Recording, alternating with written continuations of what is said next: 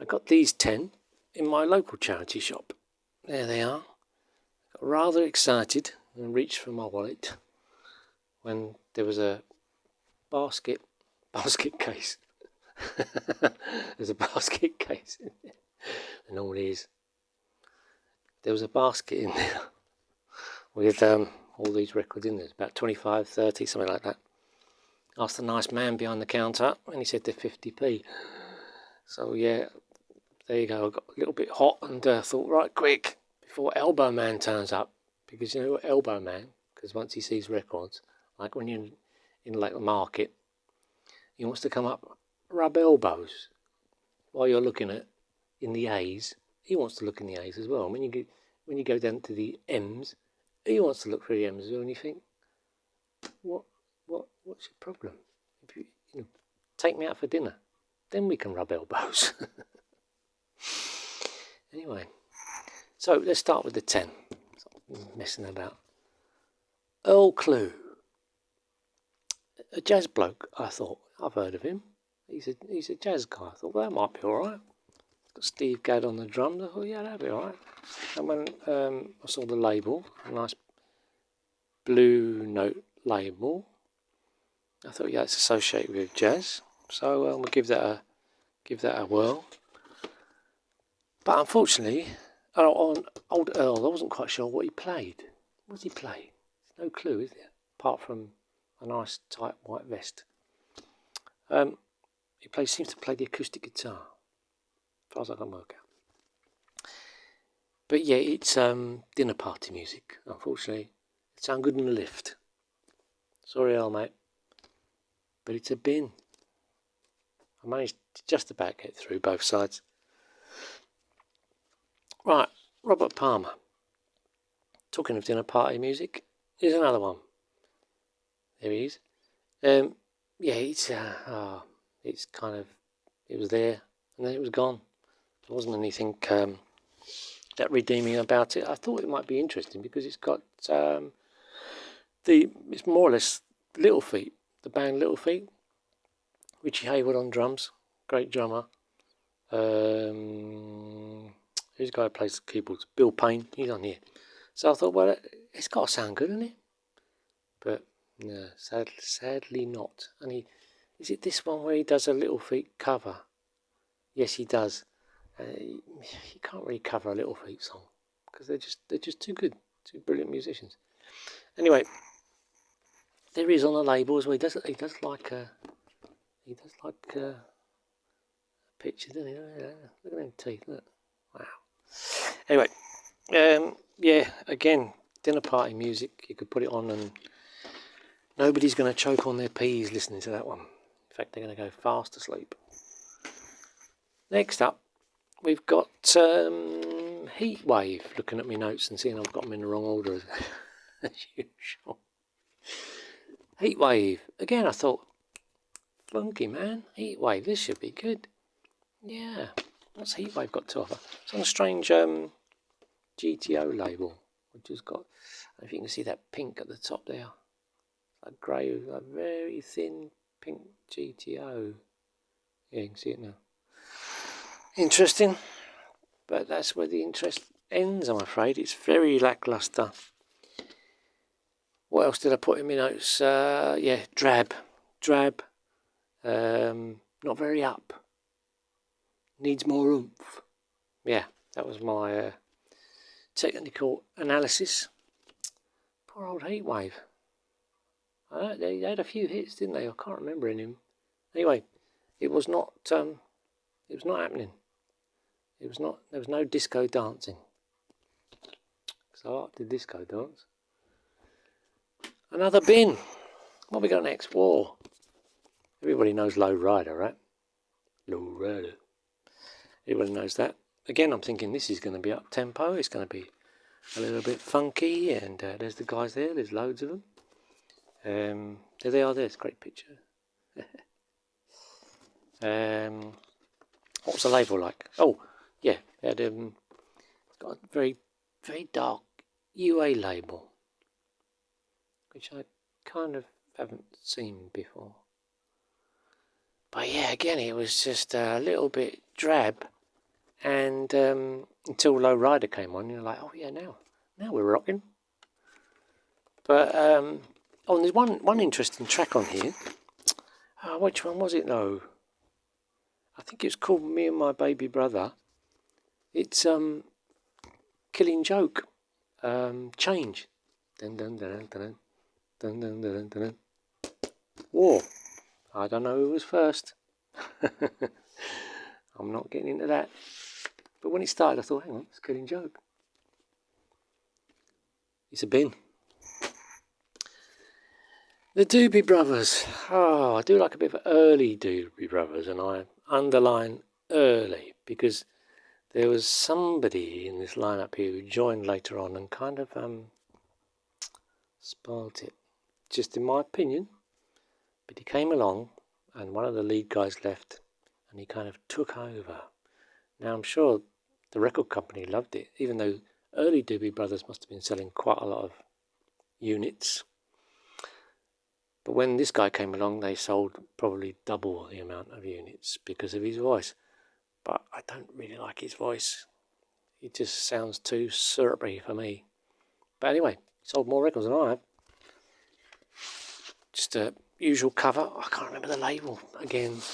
Oh, yeah, when WB went to the boring one. But yeah, this has got no redeeming features either. Again, lift music, which is a shame because Doobie Brothers' early albums, which I have, all second-hand, beaten up, cheap ones, they really are great. And you know, Doobie Brothers' early classics, produced by Ted Templeman, who is a genius when it comes to producing. But even with him on board, it's it's a bin. Oh dear, we're not doing very well, are we? Next up, Robert Palmer. Hang on, didn't we? Here he is again. Oh, hang on. Oh, bugger. Oh no, I forgot to cover up the cover. Ooh, okay, I hope this doesn't get an 18 certificate, this video. Well, it'll be the first time that's happened. Early days for me, this, so it'll be a test, won't it? So as you can see, Robert Palmer is not only into music, he's showing off his hobby again, like he was on the last album cover.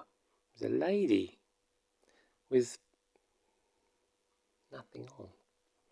So I'm covering up her regions because otherwise, yeah, as I say, YouTube might not like it.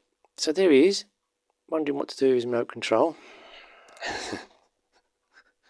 Now I have to be very careful. Hold on. Hold on.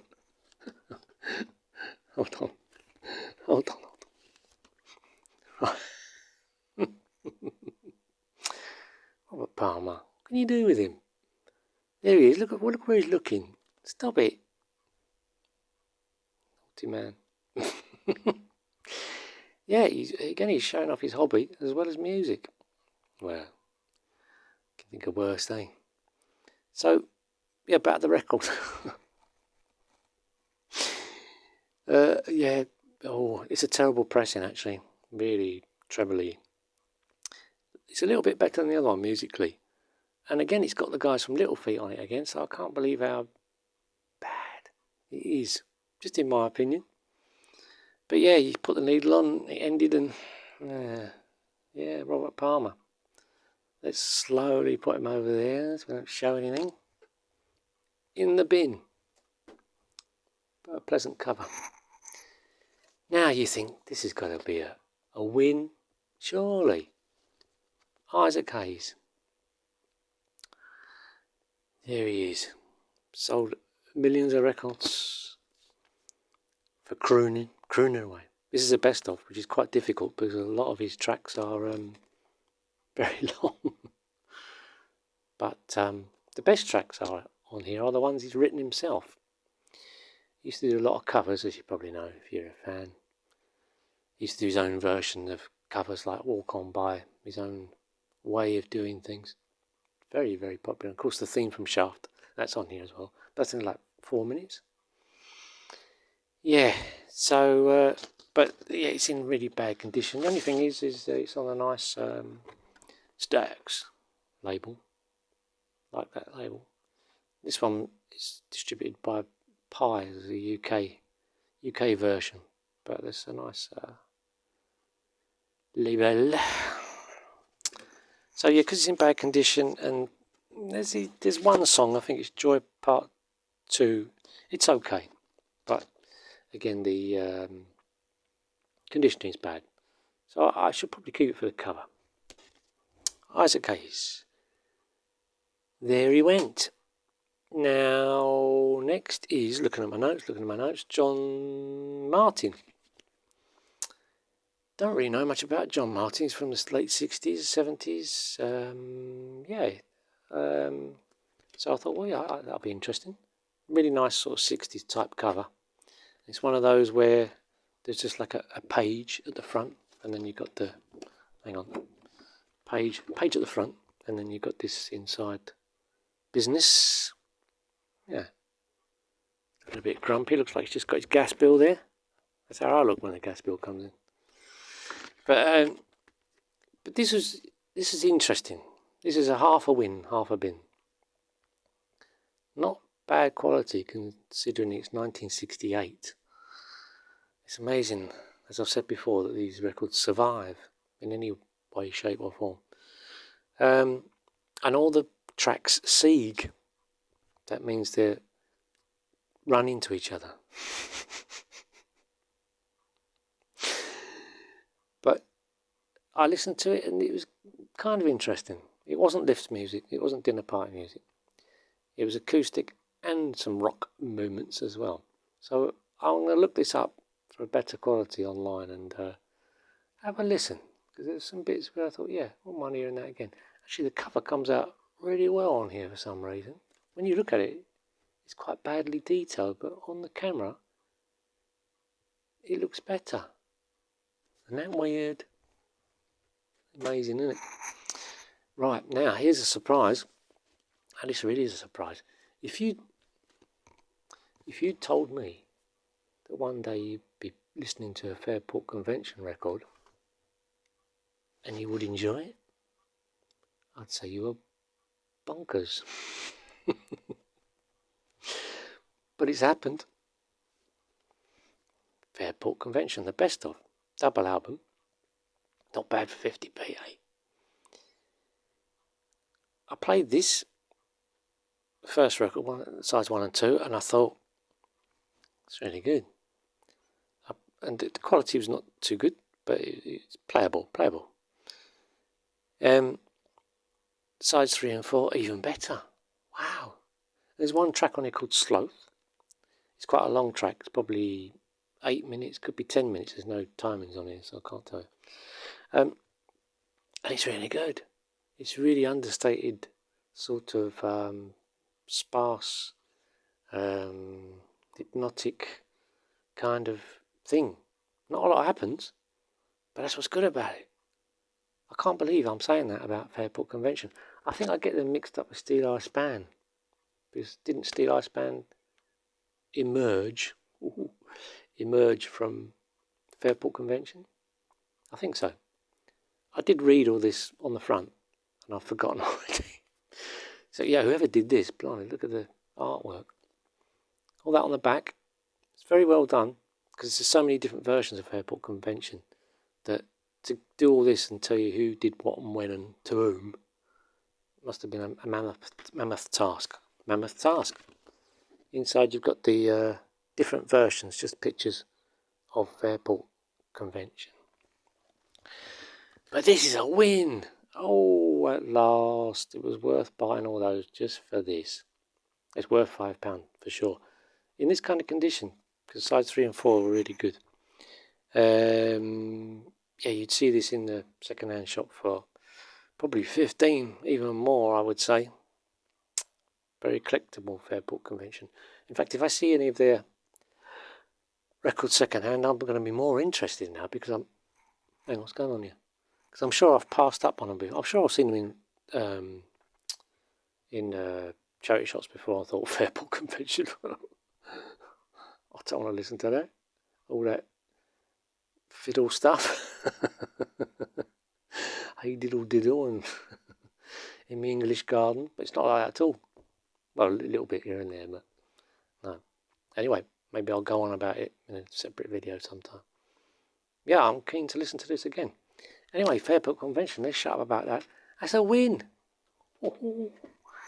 Now, lastly, what have we got? Looking at my notes again. Wishbone Ash. Now, I thought this might be worth something because it's a 60s original. Is it 60s? No, it's 70s, 1972. A nice label. You see the spaceship? Look, do you see a spaceship there? Ooh.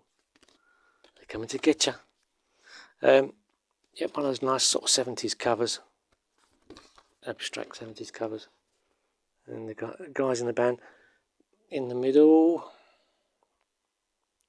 Don't know much about Wishbone Ash. They kind of passed me by back in the day. As I've said before, back in the early 70s, you just had so much to choose from that bands like this kind of went by the by, got run over by. Run over? They got, yeah, shadowed by. Shadowed, that's a good word. Shadowed by your Led Zeppelins and your Genesis and that. It's probably good music, but the quality is really bad, which is a shame. It's unplayable, really. It doesn't look it. It's the crazy thing about records. It looks just fine, but it's just unplayable. Not really anything there to make me want to listen to it again. But anyway, bit of a shame, because that might have gone for a bit to sell. So there you go. Well, that's long enough, isn't it? Blimey. It was a slog. So yeah, 10 records for £5 again. Couldn't believe my eyes when I saw it. And when I went back the next day, they'd all gone. There you go, that's what they sought after. So that was bin or win. All bins except Fairport Convention. Now, if you told me that... Oh, I've done that, haven't I? Yeah. Right, see you next time.